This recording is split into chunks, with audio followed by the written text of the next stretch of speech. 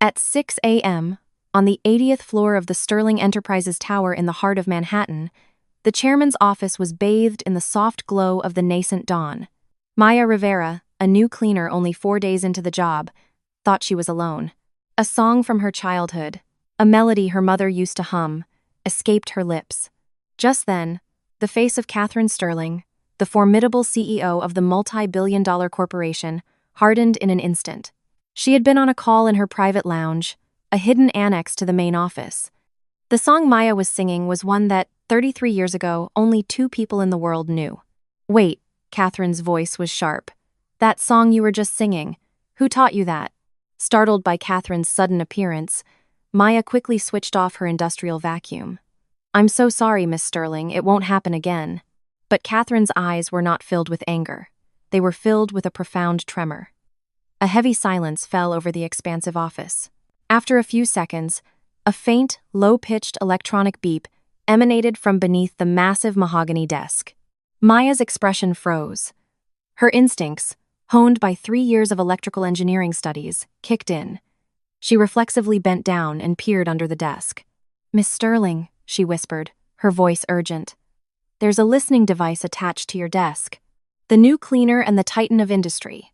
That morning, through a clandestine bug and a forgotten song, they were pulled back into a tragic event buried for 33 years. What secret connected these 2 disparate women? Later that morning, the basement break room for the custodial staff at Sterling Enterprises Tower was its usual mundane self. The smell of bleach and old coffee hung in the air between rows of dented metal lockers. 4 or 5 cleaners, having finished their morning shift, sat on plastic chairs, sipping coffee from steaming paper cups. It was a typical lunch break, filled with the sound of someone flipping through TV channels and the tired sighs of workers massaging their sore ankles. Suddenly, the steel door burst open with a loud bang.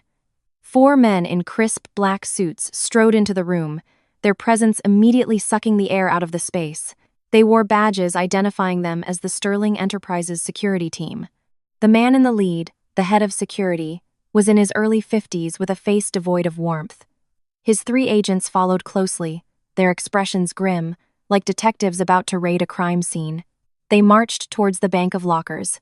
The cleaners stopped their conversations, their coffee cups frozen midair. All eyes followed the security team's movements. Only the hum of the fluorescent lights broke the tense silence. The head of security stopped in front of a worn locker at the far end of the room. He pulled a sheet of paper from his pocket, cross-referenced a number, and then placed his hand on the locker's handle. He turned to the room and spoke in a clipped, authoritative tone. "Maya Rivera, step forward." Sitting in a corner halfway through her packed lunch, 2 4-year-old, Maya Rivera looked up. It was only her 4th day at Sterling Enterprises. She placed her plastic fork on her container of rice and beans and slowly rose to her feet. Her eyes were wide with confusion, but she straightened her back and walked towards the head of security. "You were looking for me?" Instead of answering, the head of security nodded to the agent beside him. The agent produced a master key, and with a sharp clink, the locker door swung open. Inside, Maya's work uniform, worn sneakers, and a small hand mirror were neatly arranged. One of the agents, wearing latex gloves, carefully lifted the folded uniform. From underneath, a small, black plastic box tumbled out. It was tiny, no bigger than 2 segments of a pinky finger, with a single red light blinking at a steady rhythm. A collective gasp went through the break room. The chatter ceased, and the television seemed to blare into the dead silence. The head of security placed the device into an evidence bag. "A microtransmitter," he said coldly. "A bug." As he spoke, another agent searched the bottom of the locker. From beneath Maya's sneakers, he pulled out a thick brown envelope and a small external hard drive. The agent opened the flap of the envelope, revealing stacks of $100 bills. Whispers erupted among the cleaners. "What is that? It's cash. She's only been here 4 days. No way. An industrial spy?" The murmurs spread like a ripple. Eyes from every direction bore into Maya. The older woman who had shared her lunch with her just yesterday took a noticeable step back. The color drained from Maya's face. Her lips felt dry and her fingertips grew cold, but she did not lower her head. She looked from the bug to the envelope of cash, took a deep, shaky breath, and spoke. I have never seen that device before, and that money is not mine. Her voice was low, but it was clear and steady. The head of security's expression remained unchanged. He pulled out a tablet and turned the screen towards her. It displayed a log of building access records. Maya Rivera. Our records show that since your first day, you have accessed the 80th floor chairman's office between 5 and 6 a.m. every single morning. It's highly unusual for a junior cleaning staff member to be in the chairman's office at the same time every day. Maya glanced at the screen and replied without hesitation. I was assigned exclusively to the chairman's office. The early morning entry was part of my assigned shift. If you check the work roster and my assignment sheet, you'll see it's all there. The head of security stared at her with cold, dismissive eyes, as if her explanation was irrelevant, the verdict already decided. Just then, another figure appeared at the break room entrance. Mr. Henderson, the on-site manager for the third-party cleaning contractor that supplied Sterling Enterprises with its staff. He walked briskly to Maya. Without making eye contact, he held out his hand. Give me your access card and your employee ID. Maya pulled the cards from her pocket and handed them over. Henderson snatched them and shoved them into his own pocket. Then, with a look of utter contempt, he added, After the damage you've caused this company, we can't release your back pay until the police investigation is over. You're on your own. A slight tremor ran through Maya's fingers. It was only 3 days' worth of pay, but to her, every single dollar was precious. It was money she had scrimped and saved, working this early morning shift after her overnight job at a 2-4-hour pharmacy, all to contribute another small piece to her mother's mounting surgery bills. Maya bit her lip hard. Not to keep from crying, but to swallow the torrent of frustrated, angry words that threatened to burst out.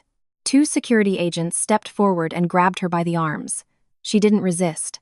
As they led her away, she kept her eyes open, staring straight ahead. She could feel the stares and whispers of her colleagues on her back as she left the break room, but she did not look back once. The security agents escorted Maya to an elevator and took her directly to the 80th floor. When the doors opened, the chairman's office was visible at the end of a long, marble-floored corridor. A group of 3 or 4 executives stood waiting, their arms crossed. Their expressions were those of people who had come to gawk at a criminal. Among them was a woman whose eyes met Maya's. It was Catherine Sterling, the chairman of the corporation.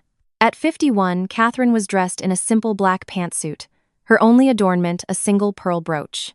Under the hallway's fluorescent lights, Maya could see her face tighten. Catherine recognized her instantly. This was the young cleaner who, just 3 days earlier in the dead of morning, had whispered to her about the listening device. But here, in front of her executives and the security team, Catherine couldn't speak.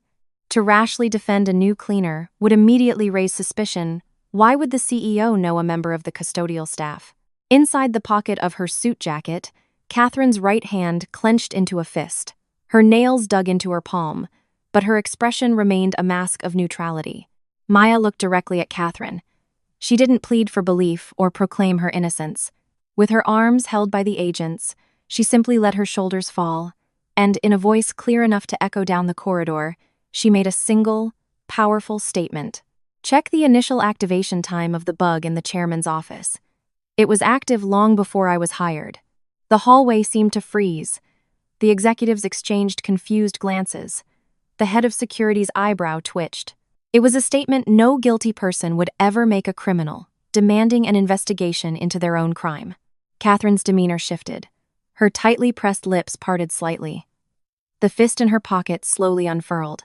She stepped forward, past the executives, until she was standing before the head of security. In a low but unwavering voice, she commanded, "Halt the police transfer for now." The head of security looked at her, bewildered, but Catherine offered no further explanation. She looked at Maya one more time. The song the young woman had sung alone in the empty office 3 days ago echoed in her mind. It was the song she had written with her closest friend in the music room after school, 33 years ago. A song that had never been shared with the world. A song only the 2 of them knew. This all began 3 days earlier. The story truly starts 2 days before Maya's first shift at Sterling Enterprises. The alarm was set for 4:30 a.m., but Maya's eyes were already open. On the ceiling of her small basement apartment in the Bronx, A water stain from the upstairs neighbor's leaky pipes had blossomed into a discolored map. She kicked off her thin blanket and went to the kitchenette, filling a plastic basin with cold water. As she splashed the frigid water on her face, the exhaustion was replaced by a stinging in her eyes. It was the second day she'd gotten less than 4 hours of sleep. She'd only been home for 2 hours after finishing her overnight shift at the pharmacy. Drying her face with a towel, Maya's gaze fell on an envelope sitting on her small dining table. It was a bill from the hospital. The amount, printed in bold red letters, was starkly visible even in the dim light. Maya pulled out the notice and read it again. A line at the bottom stated that if the outstanding balance wasn't paid by the specified date, her mother's surgery would be postponed. Her eyes fixated on the remaining balance at the bottom of the page. The number felt like a physical weight pressing down on her chest. Even with her pharmacy job and this new cleaning gig, it would take her at least 3 more months to save that much. Maya picked up her phone and opened her banking app. The screen displayed her current balance, her entire college tuition fund, saved over a year of grueling work, set aside for her return to City College. Her thumb hovered over the transfer button for a long time. It trembled slightly, but she squeezed her eyes shut and pressed it. The entire amount, meant for her education, vanished into her mother's medical expense account in less than 3 seconds. When the transfer complete notification appeared, Maya placed her phone face down on the table. She covered her face with her hands and sat motionless for a long time. It wasn't just the tuition money that was gone, it was her return to school. Her junior year in the electrical engineering program, the research lab her professor had invited her to join, the dream of working for a security tech firm after graduation, all of it had receded in those 3 seconds. Just then, her phone vibrated. A text message from the university. A reminder that the deadline to register for the fall semester was in 4 days. Maya read the message to the end, then deleted it without replying. Her hand was steady this time. The decision had been made. She tucked the hospital bill into a drawer and got ready to leave.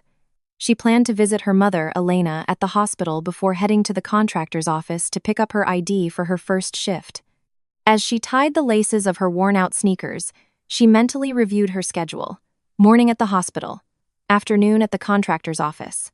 Overnight shift at the pharmacy starting at 8:00 p.m. And starting in 2 days, she would add the Sterling Enterprises cleaning shift in the early morning and weekend work loading trucks at a warehouse. She refused to think about whether her body could handle it. Her mother's surgery date was more important. It was a little after 8 a.m. when she arrived at the hospital. Maya quietly opened the door to the room on the 5th floor. Her mother, Elena Rivera, was sitting up in bed, looking out the window. At 51, even in a drab hospital gown, Elena sat with a straight, graceful posture. But in just the last month, her cheeks had become noticeably more hollowed. "Hey, Mom, I'm here." Maya forced a bright tone as she sat in the chair by the bed. Elena turned and studied her daughter's face. Her gaze lingered on Maya's bloodshot eyes. Then she took Maya's hand. On the back of Maya's hand was a small, reddish scar, still healing from where she'd cut it with a box cutter at the warehouse. "Maya, honey, are you not sleeping?" Maya quickly pulled her hand back, forcing a smile. "I was up late watching a movie last night. It's nothing." Elena knew her daughter was lying. She saw the scar, the dark circles under her eyes, the exhaustion that no amount of face washing could hide. Elena suspected Maya was working more than just the pharmacy job. Taking her daughter's hand again, she said quietly, "Let's postpone the surgery. You need to go back to school first." Maya's expression tightened for a fraction of a second before she masked it with a laugh. "Mom, to be honest, I'm not that into studying anymore. It's fine if I don't go back. So don't you dare think about postponing it." To keep her voice from cracking, Maya turned away, pretending to straighten her mother's blanket. She didn't have the courage to lie while looking into her mother's eyes. Elena didn't press further. She just watched her daughter's back, biting her lip. The thought that her illness was forcing her daughter to give up her dreams, to push her body to its limits from dawn till dusk, was like a knife in her heart. But she couldn't voice this pain. She knew it would only add to Maya's burden. When a nurse came in for pre-op tests, Maya helped her mother up and walked with her to the lab. With every step Elena took down the hall, Maya's grip on her arm tightened. She could feel how much thinner her mother's arm had become, but she said nothing, afraid her voice would tremble. After the tests, Elena returned to her room and fell asleep around 1. 00 p.m. Maya pulled the blanket up to her chin and quietly left. She stood at the end of the hall for a long time, staring blankly before pulling out her phone. She opened a marketplace app, took pictures of her laptop and her DSLR camera, and posted them for sale. For an electrical engineering student, a laptop and a good camera were like her hands and eyes. But now, they were just things she no longer needed. For someone not returning to school, they weren't research tools. They were just used electronics. After setting the price, she hesitated. She remembered the draft of her senior thesis still saved on the laptop. She bit her lip, then her finger moved and tapped the post button. That evening, back in her apartment, Maya was changing into her pharmacy uniform when she stopped in front of her bookshelf. She was looking for some paperwork for her first shift the day after next, and was rummaging through the bottom shelf. Among old textbooks and files, her fingers brushed against something familiar. An old notebook. She pulled it out and opened it. The yellowed pages were filled with musical notes and lyrics in handwritten script. It was her mother's handwriting, instantly recognizable from her childhood. The cover was blank, but in the bottom right corner of the first page, 2 names were written side by side. Elena and Catherine. Maya tilted her head. She had never heard the name Catherine before. Her mother rarely spoke of her school days, not the name of her school, her friends, or why she never finished high school. Whenever Maya asked, the answer was always the same. It was a long time ago, I've forgotten, or there's nothing to remember. And yet, her mother had kept this songbook, hidden deep in a bookshelf, instead of throwing it away. Maya traced the notes with her eyes and began to hum. It was the melody her mother used to sing while washing dishes, hanging laundry, or on nights when sleep wouldn't come. The lyrics and the tune were unfamiliar to the world, a song she only knew through her mother's voice. Though the rain may hide the path, we'll meet where the song ends. The lyrics flowed from Maya's lips, filling the small, quiet apartment. Singing it brought back an image of her mother humming in the kitchen. She remembered that whenever her mother sang this song, her eyes held not a smile, but a strange, unreadable longing. Even as a child, Maya sensed the song evoked something special for her mother, but she never found out what it was. Placing the songbook back on the shelf, Maya whispered to herself, "Catherine, I wonder who she was." There was no one to answer. She finished buttoning her uniform and walked out the door, completely unaware that this name was about to change the course of her life. On her first day at Sterling Enterprises, Maya arrived in the basement break room at 5 a.m. As she changed into her work clothes and gathered her cleaning supplies, the site manager, Mr. Plies, Tom Clast Aide N. Henderson, approached her with the assignment sheet. "Maya Rivera, you're assigned exclusively to the 80th floor chairman's office. Head up there now." Maya nodded. An older cleaner wringing out a rag nearby widened her eyes. As soon as Henderson was out of earshot, she grabbed Maya's arm. "Hey, be careful up there. They say if a single paper is moved even an inch, all hell breaks loose." The last woman assigned there was gone in 2 days. The woman's voice was laced more with fear than concern. Maya thought for a moment, then asked, "The pay is higher for that section, right?"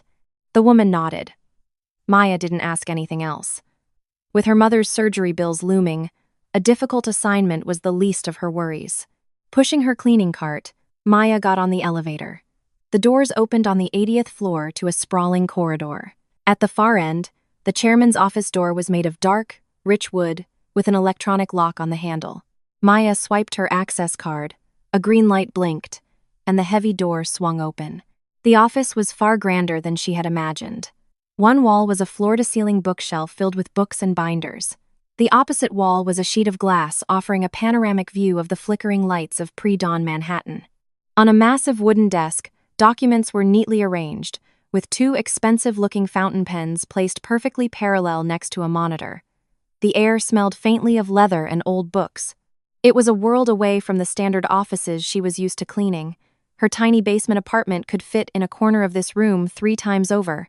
Remembering her colleague's warning, Maya meticulously memorized the position of every document before she began cleaning.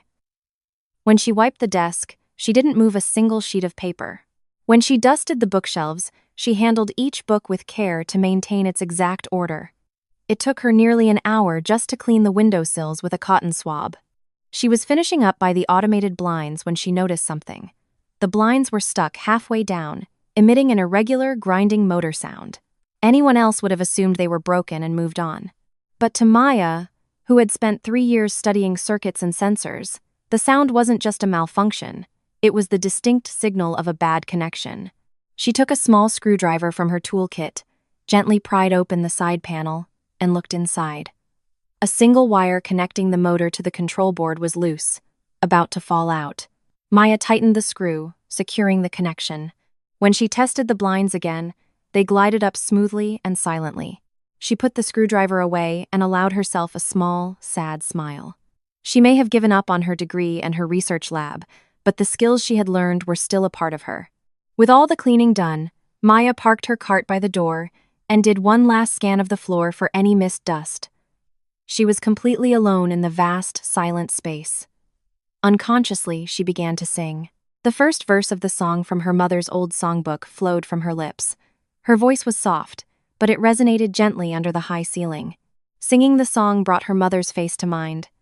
She remembered as a child, on sleepless nights, her mother would gently pat her back and sing this lullaby. And always, in her mother's eyes, was a light she couldn't decipher. Was it a smile or a deep yearning? The image of her mother's pale face in the hospital bed, asking her to postpone the surgery, flashed in her mind, and Maya's eyes grew hot with tears. But she kept singing. Singing this song made her feel like her mother was right there with her. As the first verse ended, she naturally moved into the second, singing it exactly as her mother had, without a single note out of place. It was at that exact moment that a small, inconspicuous door built into the far wall opened. Behind it was a hidden room, the chairman's private lounge. Catherine Sterling, who had been on a call, stepped out, holding her phone away from her ear. Her face was ashen, as if she'd seen a ghost. "That song," Catherine's voice trembled. "Where did you learn it?" Maya jumped, startled, and took a step back. She thought she was alone. To have the CEO herself appear was a shock. She quickly bowed her head and apologized. "I'm sorry. I won't sing while I'm working again. I promise it won't happen." But Catherine's eyes weren't filled with anger. They were wide with a profound shock. She took another step closer, her gaze fixed on Maya's lips, as if trying to confirm that the melody she'd just heard wasn't an illusion. In Catherine's mind, a memory from 33 years ago came rushing back. Herself in a school uniform, in the music room after school, and next to her, her friend Elena, penciling notes onto a sheet of paper. This song, which had never been released, a song they had written together, and that only they knew, how could this young cleaner be singing the second verse perfectly, without a single mistake? It was impossible. Catherine opened her mouth to ask another question, but just then, Maya turned off her vacuum, and a deep silence descended on the office. In that silence, Maya's sharp ears caught something else, a tiny sound. Beep, beep. A faint, rhythmic electronic pulse was coming from under the desk. It was a completely different sound from the blind's motor. It was the characteristic transmission signal of a communication device. Instinctively, Maya bent down. Peering under the desk, she saw a small black device stuck in the narrow gap between the back panel and the drawers. It was the size of her thumb, with a red light blinking at a steady interval. The adhesive around it was caked with hardened dust, and the edges of the tape were yellowed and brittle. It had clearly been there for a long time. Maya's heart began to race. With her engineering background, she knew exactly what it was. She quickly stood up and approached Catherine. She put a finger to her lips, then leaned in close and whispered directly into Catherine's ear. "Ma'am, there's a bug under your desk." Catherine's eyes widened in shock. Her mouth fell open, but no sound came out. She stared into Maya's eyes. The 1-2 punch of hearing a forgotten song from 33 years ago and learning her office was bugged struck her with physical force. Her hand trembled, and the phone she was holding slipped from her grasp, falling silently onto the thick carpet. She didn't stoop to pick it up. Instead, her gaze followed Maya's to the space under the desk. In the shadows, the small red light blinked like a malevolent heartbeat. Every conversation, every phone call, every secret discussed in this room was being fed into someone else's ear. From the hallway, they could hear the footsteps of the first executive arriving for the day. There were still so many unanswered questions between Catherine and Maya, but they couldn't speak another word in this office. Not when someone was listening to every sound. Maya moved quickly. She switched the vacuum cleaner back on and hit the button for the automated blinds simultaneously. The roar of the vacuum and the whir of the blind's motor filled the room, creating a wall of white noise to block the bug from picking up their conversation. Maya took a small hand mirror from her cart and slid it under the desk. After confirming the device's features in the reflection, she moved close to Catherine and explained in a whisper, "I can see a microphone port and a wireless transmission module. It's most likely sending a live audio feed, but we'll need professional equipment to trace where it's being sent." Catherine nodded and took out her cell phone. She didn't call her internal security team. She contacted an external cybersecurity consultant. She couldn't risk anyone inside the company knowing. She didn't even report it to her own cousin, the executive vice president, Marcus Thorne. That afternoon, the external consultant, disguised as an IT maintenance worker, entered the chairman's office. He didn't remove the device. He simply photographed it and measured its transmission frequency. The analysis came back to Catherine that evening. The device was transmitting audio to a specific server located within the Sterling Enterprises tower itself. When Catherine suggested removing it, Maya shook her head and whispered, "If we remove it now, whoever planted it will know immediately. It's better to leave it." Catherine considered this for a moment and agreed. She then took Maya by the hand and led her into the private lounge, the small, soundproofed room where the bug's signal couldn't reach. Catherine poured 2 cups of tea, her hand trembling slightly as she set one in front of Maya. She hesitated for a long moment before finally asking, "Can you please tell me your name and age again?" "Maya Rivera, I'm 24. Catherine nodded. She put her teacup down and, in a shaky voice, asked the question that had been burning in her mind. "The song from this morning, who did you learn it from?" "From my mother," Maya answered, as if it were the most normal thing in the world. "She used to sing it to me all the time when I was little." "And your mother's name is?" "Elena Rivera." The moment the name cut through the air of the silent room, Catherine nearly dropped her teacup. It clattered against the saucer, spilling hot tea onto her hand, but she didn't seem to notice the burn. She just stared at Maya's face. Elena Rivera. It was a name that had been etched in her mind for 33 years. A name she thought of every night. A name she had tried to find. A name that had ultimately vanished. To hear it now, from the lips of a cleaner in her own company, was a shock that defied belief. Catherine's eyes reddened and her lips quivered, but she fought back tears and asked her next question. "Do you happen to know what high school your mother attended?" Maya slowly shook her head. "My mom never talks about her school days. Not the school's name, not her friends' names. She's never mentioned it once." Catherine closed her eyes. She took a long, deep breath and then said in a trembling voice, "Elena and I went to the same high school. We were in the same class. We were always competing for first and second place. But we weren't just classmates. We were best friends." Maya's eyes widened. The idea that the powerful CEO of Sterling Enterprises and her own mother, a woman living in a small apartment worrying about medical bills, had been best friends in high school was too surreal to grasp. "My mother, and you, were best friends?" Catherine looked at Maya's astonished face and gave a sad nod. 33 years ago, Elena got caught up in a terrible incident at school. After that, she suddenly dropped out and disappeared. She cut off all contact. No matter how hard I looked, I could never find her. A cold dread washed over Maya. The realization that her mother had hidden her school years, not out of indifference, but for a much darker reason, began to sink in. "What kind of incident?" Catherine opened her mouth, then closed it again. She stared at the ripples in her teacup for a long time before finally managing to say, "She was accused of doing something she didn't do, and I was too scared to set things right." Maya immediately understood the weight of those words. It was a direct admission of guilt. She didn't know whether to press for more or to stop. But right now, there was a more urgent problem than a three-year-old scandal. Maya paused for a moment, then spoke carefully. "Miss Sterling, my mother is in the hospital right now, waiting for a major surgery. I think we can talk about the past after her condition improves. For now, shouldn't we focus on finding the person who planted the bug?" Catherine looked at Maya, momentarily surprised by her calm and logical assessment. This young woman, almost 30 years her junior, was not letting emotion cloud her judgment, but was focusing on the immediate priority. Catherine nodded. You're right. But until we can confirm everything about my connection to Elena, please don't mention our conversation to anyone. Maya agreed. After leaving the private lounge, Catherine summoned her chief of staff and gave 2 orders. The first was to legally verify Maya Rivera's family connections. The second was to look into the hospital records for a patient named Elena Rivera. The report came back that night. Maya was indeed Elena's daughter. She was a junior in electrical engineering at a city university but was on an indefinite leave of absence due to her mother's medical bills.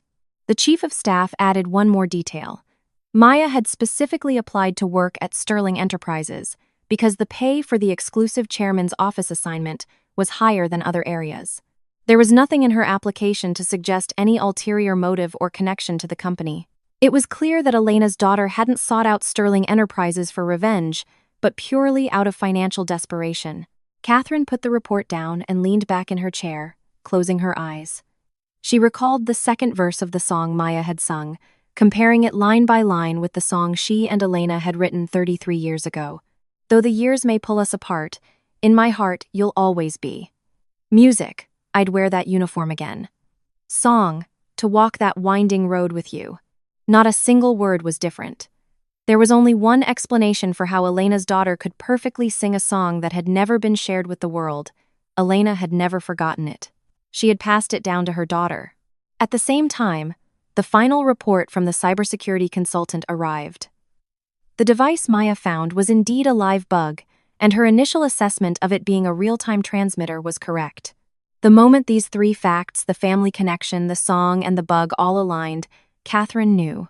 This young cleaner was the daughter of the friend she had failed to protect 33 years ago. Catherine called her chief of staff and the external consultant back into the private lounge. The 3 of them began to devise a plan to lure out the person who had planted the bug. The plan was to leak false information about a major overseas acquisition in the chairman's office and see who reacted. Maya was not a lead architect of the plan. Her role was to describe the physical characteristics of the bug and the specific frequency of the electronic beeps she had heard, which helped the consultant narrow down the device's properties. She didn't seek a position of power that Catherine might have offered. She contributed only what she knew, in her own way. Behind the closed door of the private lounge, a silent war began on the 80th floor of Sterling Enterprises. What neither Catherine nor Maya knew yet was that the person on the other end of that listening device was the man who had always acted as Catherine's most steadfast supporter, her own cousin. At that same moment, on the 78th floor of the Sterling Enterprises tower, the lights in the executive vice president's office were off. In the darkness, the blue light of a single monitor cast an eerie glow. The man sitting in front of it was Marcus Thorne, 55 years old, Catherine's cousin and the second most powerful person at Sterling Enterprises. Marcus replayed the audio file on his monitor. It was the most recent recording from the bug in Catherine's office. The beginning of the file was just mundane conversation, Catherine confirming her schedule over the phone. Marcus fast-forwarded through that part. The section he was listening to, over and over, was a short clip in the middle of the recording. It was the sound of a young woman singing, a melody recorded in the 20 seconds before the vacuum cleaner noise started. Marcus leaned back in his chair and closed his eyes. The first time he heard it, he dismissed it as a cleaner humming some pop song, but as he listened a second and third time, a cold chill ran down his spine. He had heard this melody somewhere before. He dug deep into his memory.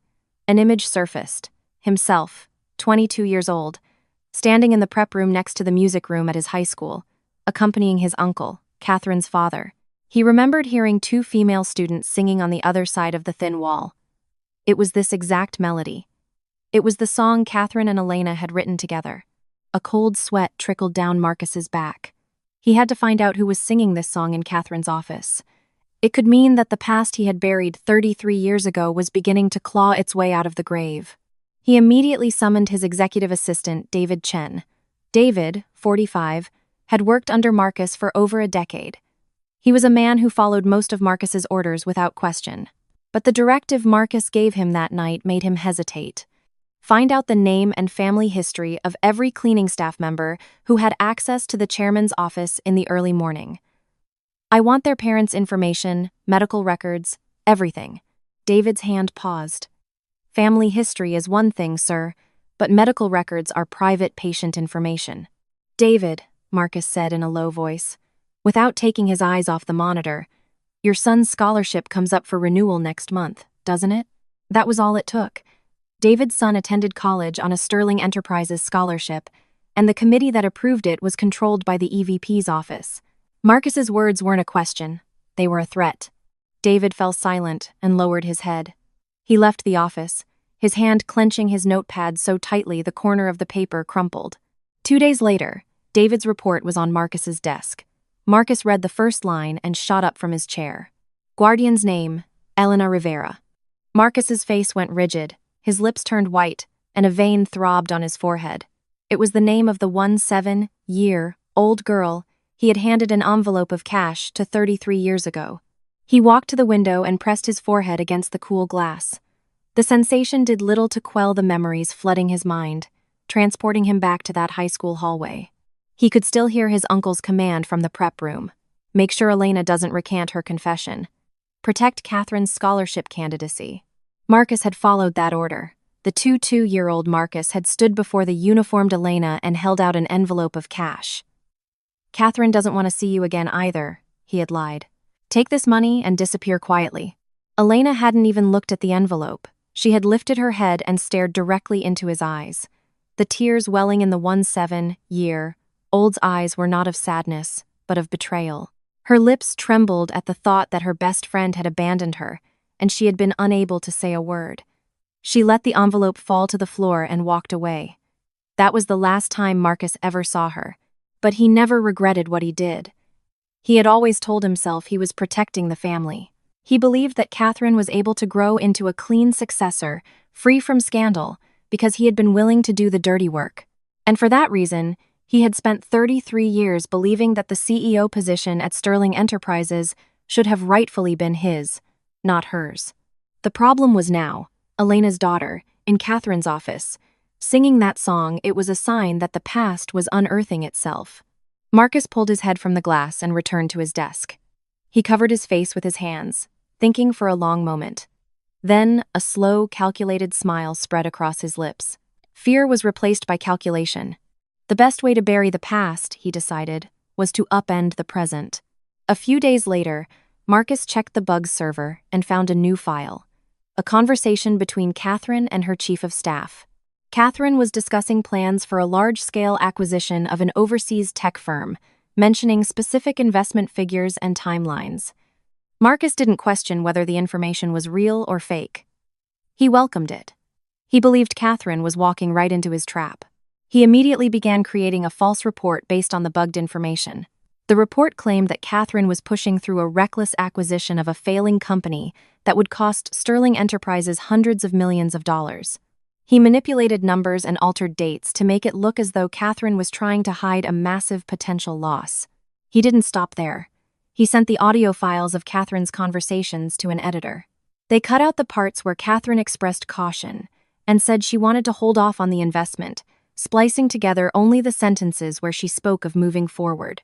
The result was an audio file that made her sound irrational and reckless. With the false report and doctored audio in hand, Marcus began meeting with members of the board of directors one by one. He never overtly criticized Catherine. Instead, he put on a show of concern for his cousin's health. In front of the board members, he was always the caring, supportive older brother figure. "I'm worried Catherine is pushing herself too hard lately," he'd say with a pained expression. "Could you take a look at this material for me? It's a difficult subject for me to bring up with her directly." He handed over the falsified documents with a sad smile. On the surface, he was a concerned family member. Underneath, he was sharpening the knives to oust her from power.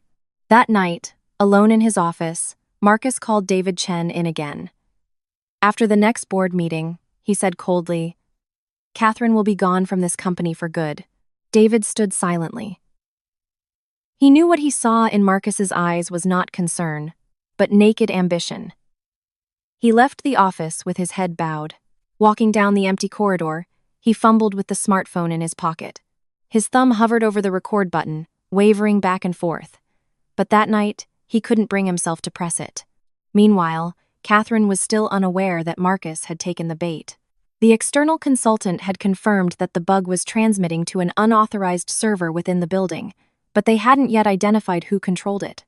Maya, recalling the specific 4-second interval of the beeps she heard when the vacuum was off, provided a crucial clue that helped the consultant narrow down the transmission frequency. Catherine's side was setting a trap. Marcus's side was preparing an ambush. Neither knew what the other was planning. On the 80th and 78th floors of the Sterling Tower, two different wars were being waged in parallel. Marcus moved first. The report from David included the name of the hospital where Elena was a patient, her room number, and her surgery date. After reading it, Marcus went to his safe and took out a large amount of cash, several times more than Elena's outstanding medical bills. As he stuffed the bills into a thick brown envelope, a cold smile played on his lips. He had prepared an envelope just like this 33 years ago. It had worked then. He was certain it would work again. He arrived at the hospital at 2 p.m. He got off the elevator on the 5th floor and walked down the hall, checking room numbers. When he reached Elena's room, he found a caregiver dozing in a chair outside the door. Marcus gently tapped her on the shoulder. "Excuse me, are you with the patient? I'm an old family friend. I came by to pay my respects. Would it be possible to have a quiet word with her alone in the room?" The caregiver, seeing Marcus's expensive suit and polite demeanor, didn't hesitate to give him her seat. Marcus said the same thing to the nurse, asking for a few moments of privacy. Once the nurse was gone, he stepped inside and closed the door behind him. The room was quiet. Elena was sitting up in bed, looking out the window, looking exceptionally pale after her pre-op tests. At the sound of the door closing, she turned her head. Their eyes met. A gasp escaped Elena's lips. 33 years had passed, but she recognized Marcus's face instantly. The condescending way he looked down at people was identical to the two-year-old man who had handed her an envelope of cash in the high school hallway. Elena's hand clenched the bedsheet. Marcus slowly approached the bed. He wore a gentle smile, but Elena could see the coldness behind it. "It's been a long time, Elena. I heard you weren't well." Elena didn't answer. There was no fear in her eyes. Instead, a rage that had been suppressed for 33 years began to slowly surface. Marcus took the brown envelope from his jacket pocket and placed it on top of the blanket on Elena's bed. It landed with a dull thud. He pushed it slightly towards her with the back of his hand. "This should help with the surgery. In return, I want you and your daughter to leave the city. Find a quiet place to live, and no one will bother you." Elena looked down at the envelope. It was the same kind of brown envelope from 33 years ago. The color, the size, the fact that it was completely unmarked, it was a perfect replica. Elena's lips began to tremble, but not from fear. The 7-year-old girl had been silenced by this envelope. But the 51-year-old Elena was different. With the back of her hand, she swiped the envelope off the bed. It hit the floor with a soft thud, and stacks of bills spilled out from the opening. "You brought the same kind of money back then." Elena's voice was low, but it was firm and filled the room. Marcus's smile froze. "You told me Catherine never wanted to see me again," Elena continued. "You told me to take the money and leave. After 33 years, you've come back to do the exact same thing?"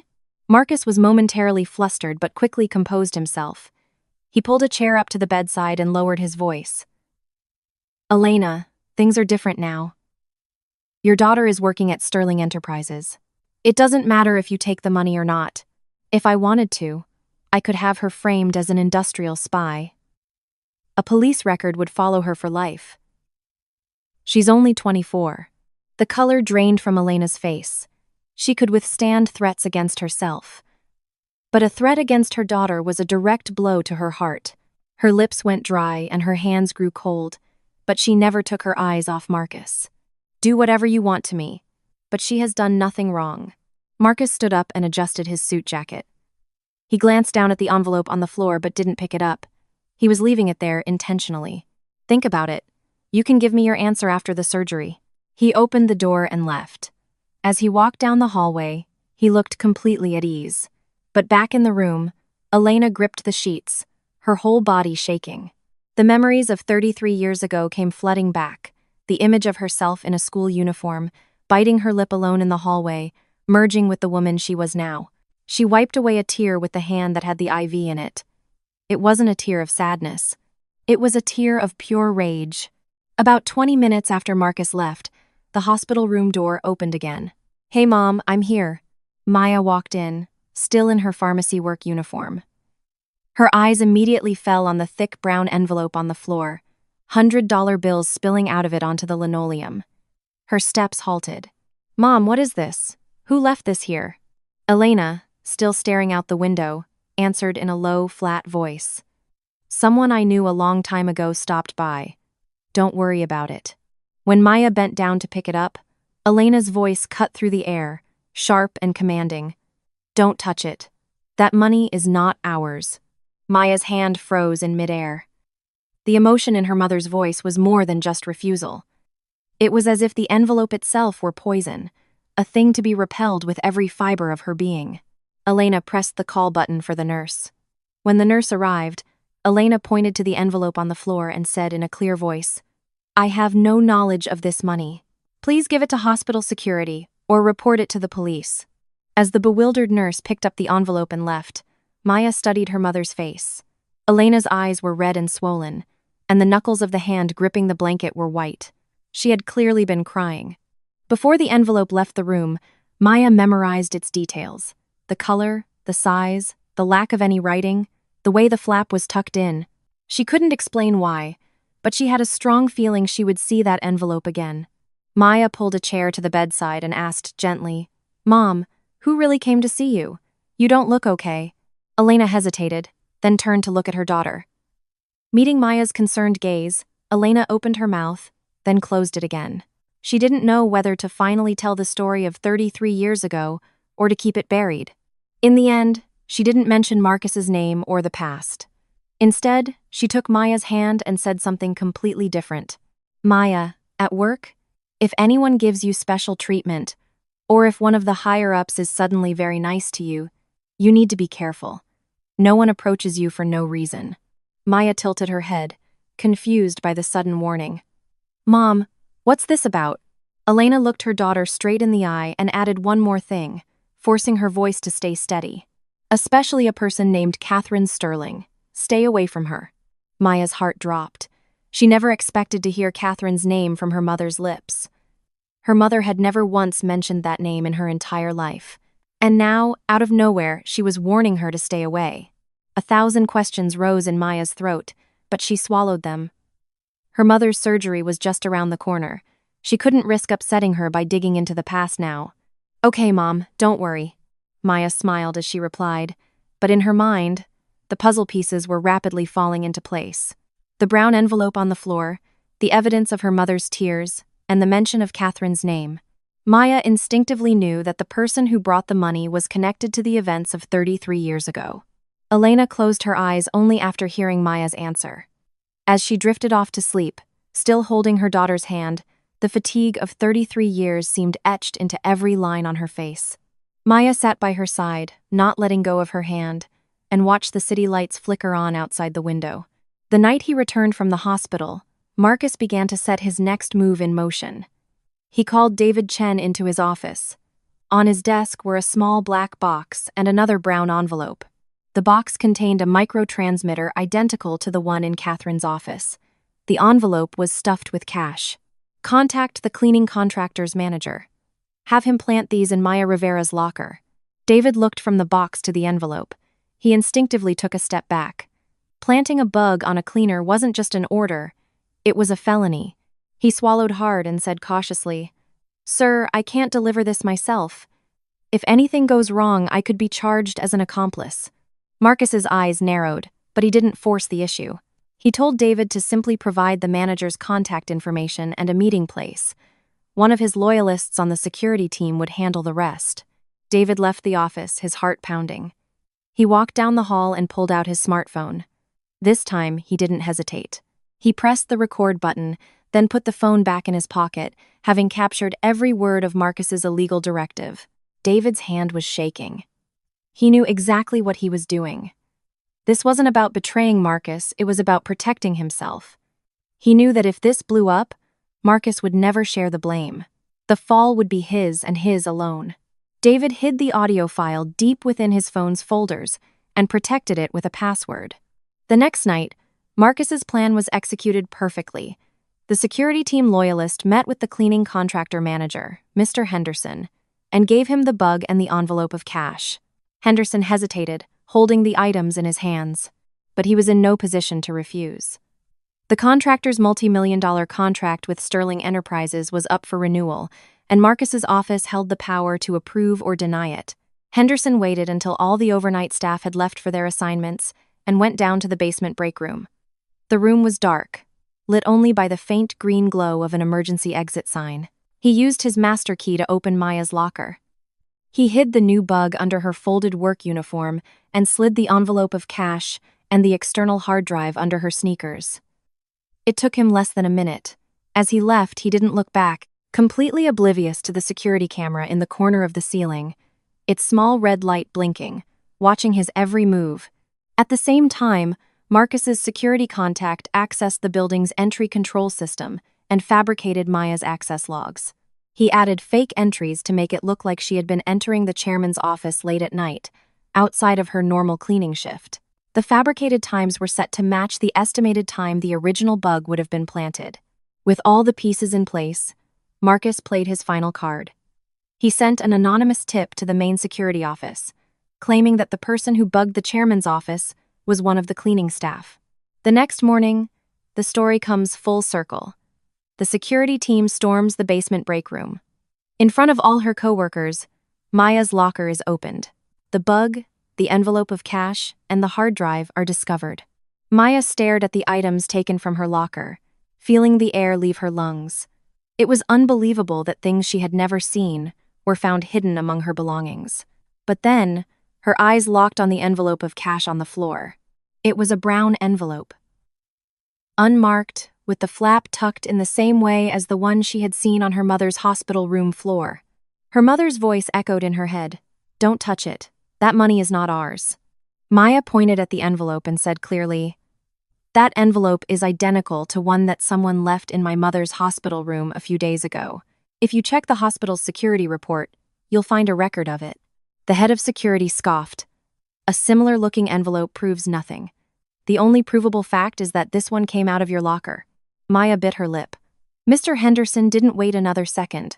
He confiscated her ID and access card and fired her on the spot, telling her she wouldn't see her back pay until after the police investigation. Maya's last lifeline to pay for her mother's surgery was cut. Her fingertips grew cold and her vision blurred, but she did not break. 2 security agents grabbed her arms and dragged her to the elevator. On the 80th floor, in the hallway outside the chairman's office, she came face to face with Catherine Sterling. Catherine recognized her but couldn't bring herself to speak. She wanted to believe Maya. In her heart, she was certain that the young woman who had alerted her to the bug and sung her mother's song was not an industrial spy. There was no motive. A woman whose mother was so ill she had to drop out of college would not risk everything for industrial espionage. But in the face of fabricated access logs and physical evidence from the locker, she couldn't publicly defend her. If she took Maya's side and the evidence held up, she herself would come under suspicion. More importantly, her own operation to lure out the real culprit was still in progress. Protecting Maya now could tip her hand and alert the true criminal. Inside her pocket, Catherine's hand clenched into a fist. She stood frozen, unable to make a decision. It was Maya who broke the silence. She didn't plead her innocence or ask for help. Held by the agents, she spoke in a clear, resonant voice. "The bug found in my locker is brand new. There's no dust on it, no signs of old adhesive. But the device under the chairman's desk was covered in dust, and the adhesive was yellowed and brittle. If the same person planted both, why are they in such different conditions?" The hallway fell silent. The executives looked at each other. The head of security's eye twitched. Maya pressed on. "Check the initial activation time and the server reception logs. That device was active long before I was ever hired. The records will prove I didn't plant it." Catherine's expression changed. A look of resolve washed over her face. To point out the physical discrepancies in the devices and demand a server log analysis was not something a guilty person would do. She turned to the head of security and said in a low but firm voice, "Halt the police transfer for now." The head of security stared at her, stunned, But Catherine offered no more explanation. In her mind, her next move was already clear. She would have the external forensics expert she trusted, not her internal team, conduct an immediate comparative analysis of the two bugs. As she was led away, Maya did not lower her head. She knew someone had framed her, and she believed that somewhere, the proof of her innocence existed. The appearance of an identical brown envelope in her locker was no coincidence. What Maya didn't know was that the architect of her downfall was watching everything on a monitor from his office on the 78th floor, a smug smile on his face, and that his own assistant held the key to his undoing, a recording stored safely in his pocket. Immediately after halting the police transfer, Catherine secretly called back the external forensics expert who had examined the original bug. Disguised again as an IT maintenance worker, the expert brought his equipment into the building. He photographed the manufacturing numbers, battery conditions, and adhesive residue on both devices. Maya was present to explain the differences. The device from the chairman's office was caked in dust, and the adhesive was yellowed, but the one from my locker was too clean. If they were planted around the same time, there's no way they would look so different. The expert nodded. Your observations are likely correct. But to confirm the exact timeline, I'll need to analyze the device's internal clocks and their connection logs with the building's wireless network. It will take about a day. Catherine ordered that until the results came back, Maya was to be kept under the protection of her chief of staff's office, not police custody. She then took Maya to the soundproof private lounge and asked quietly, "Does your mother have any old photos from her high school days? A songbook? Maybe a recording?" Maya thought for a moment, then nodded. "My mother keeps an old wooden box deep inside her closet. Ever since I was a child, she told me never to open it. I don't know what's inside." Catherine's expression faltered.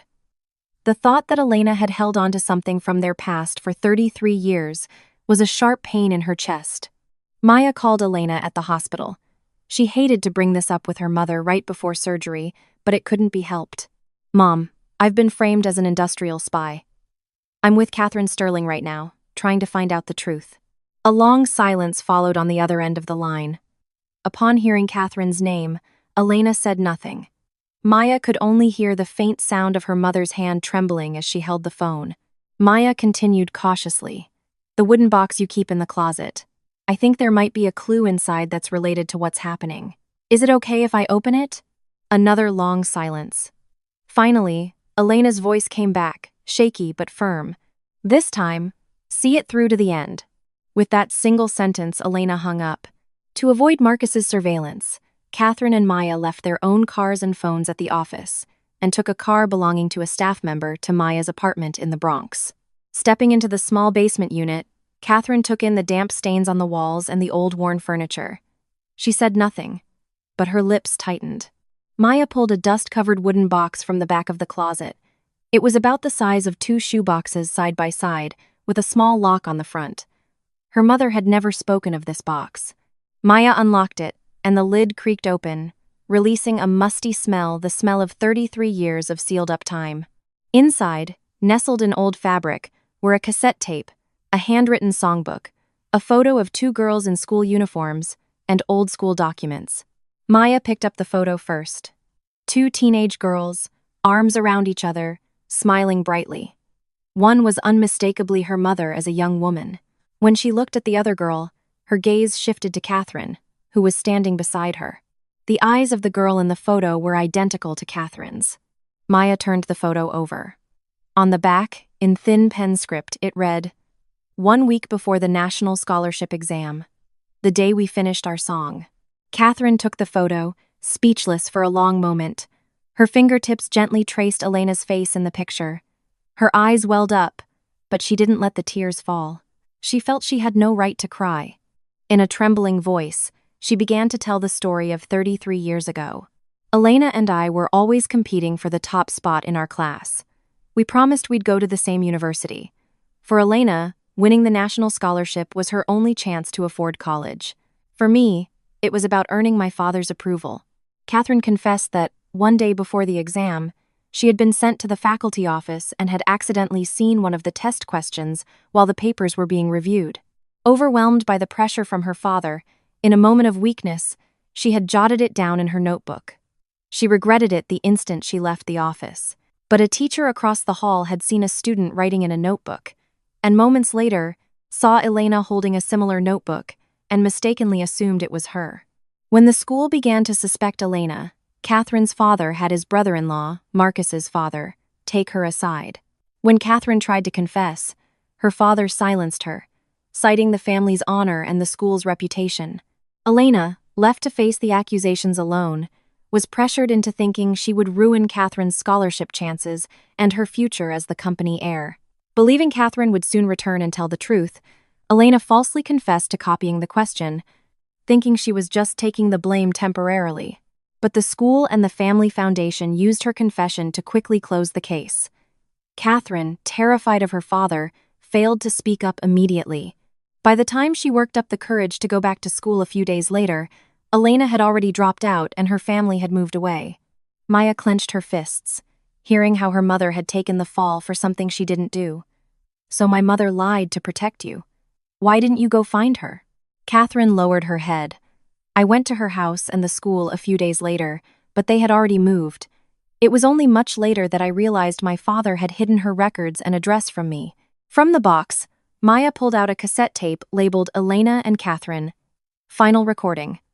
Catherine explained that they had made 2 copies of the recording for the school's fall festival. One was a copy for submission, and the other was the original for them to keep as a memento. The copy had been destroyed by a young Marcus on her father's orders. Only this original, which Elena had kept in her bag, remained. Maya found an old cassette player and put the tape in.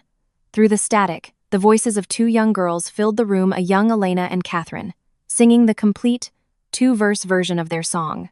Hearing her own 17-year-old voice, Catherine covered her mouth with her hands. After the song, there was a long stretch of static. Elena must have forgotten to press the stop button all the way. Within the hiss, faint male voices could be heard.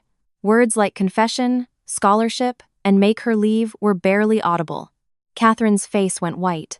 She recognized the voice of her father. But the static was too thick to make out the full conversation. "If I can digitize this and restore the damaged sections, we might be able to hear it more clearly," Maya said. Just then, Catherine's chief of staff called. The initial forensics report was in. The bug from Maya's locker had been powered on for the first time the day before the incident.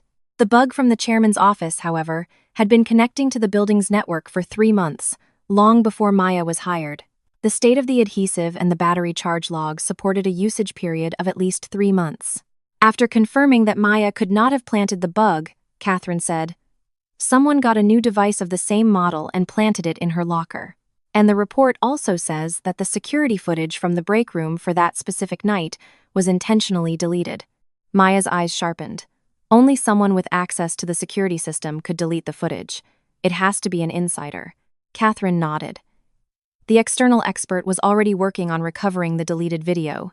The song from the past and the technology of the present were pointing in the same direction. The person who had framed Elena 33 years ago and the person who had framed Maya now were born from the same root of corruption. The forensics expert successfully recovered the deleted security footage from the basement break room, frame by painstaking frame. The restored video clearly showed the site manager, Miss Henderson, using a master key to open Maya's locker on the night before the incident. Although Henderson initially claimed he was just checking the locker's cleanliness, the video showed him planting the black box and the envelope of cash. With this video and the access logs as evidence, Catherine immediately had the industrial espionage charges against Maya dropped, but Maya's exoneration was not the end. The question of who had ordered Henderson to do it remained. At the same time, on the 78th floor, Marcus learned of Henderson's capture and moved quickly.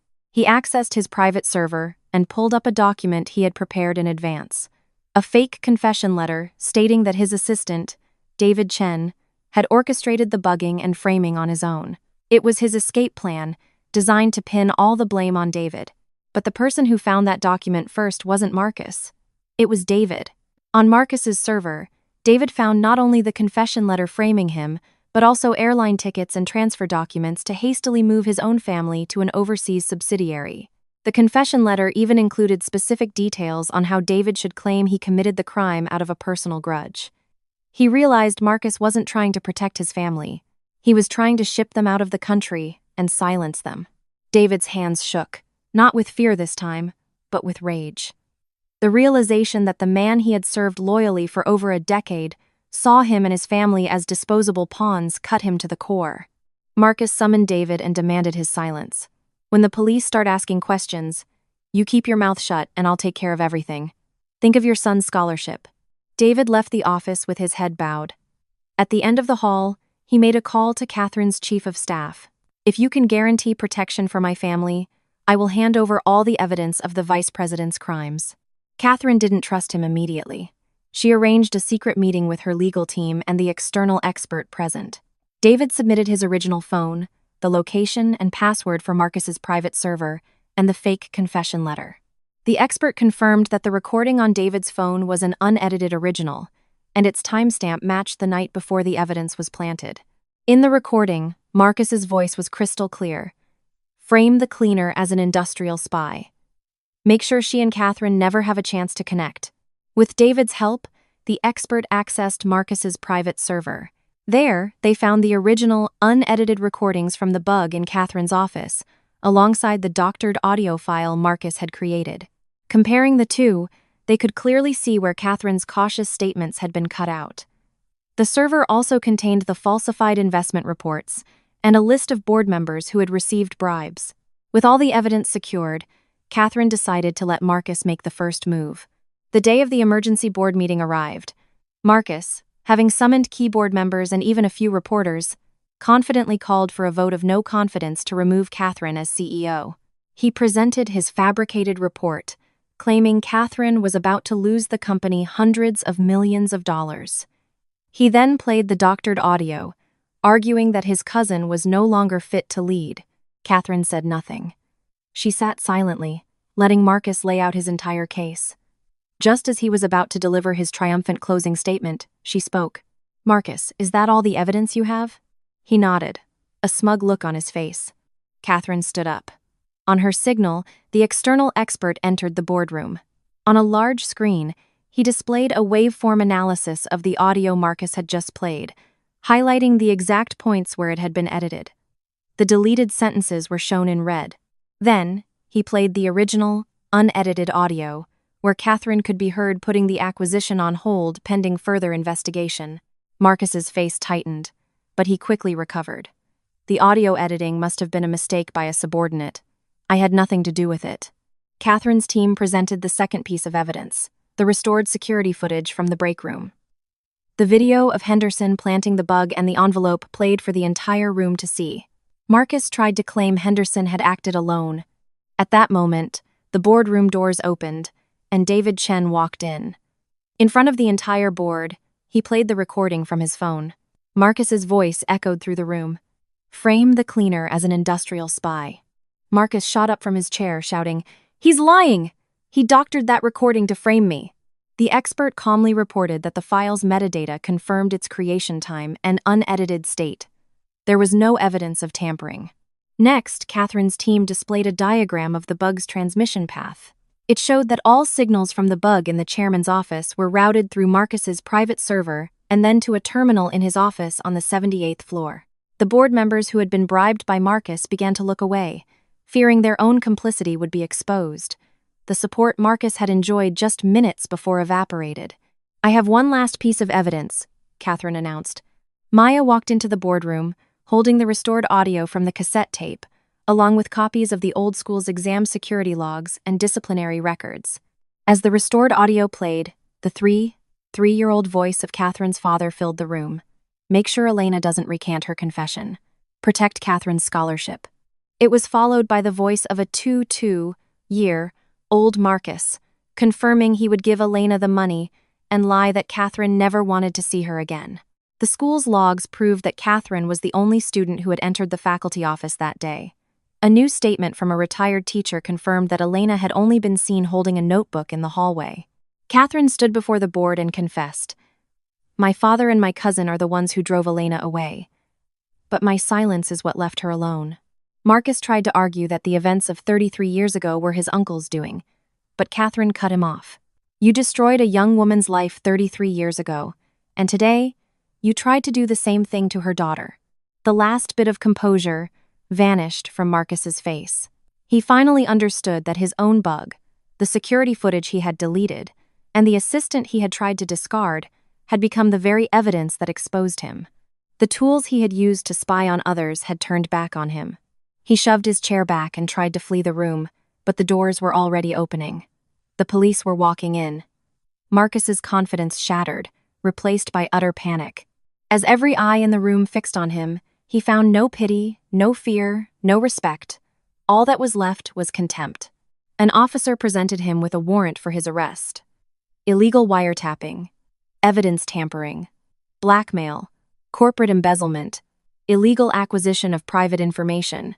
With each charge that was read, another layer of Marcus's facade crumbled away. He thrashed and screamed that it was all his uncle's idea, that he was only protecting the family and the company. Catherine blocked his path. You weren't protecting the company, Marcus. You were protecting the family's image and your own power. 33 years ago, you erased a student's future. Today, you tried to cover your tracks with another crime.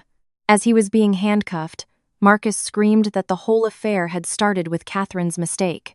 Catherine looked him in the eye. I've already confessed my mistake to this board. I'm not hiding behind you anymore. As the police dragged him away, Marcus yelled one last time at David. David! Think of my family. It's not too late. David looked at him squarely and replied, I'm not betraying you, sir. I'm freeing myself and my family from someone who betrayed us first. The boardroom doors closed. Catherine immediately went to Maya and, on behalf of the company, apologized. She ordered the chief of staff to send out a company-wide notice clearing Maya of all charges. Her termination was rescinded, and procedures were started to provide her with back pay and compensation for emotional distress.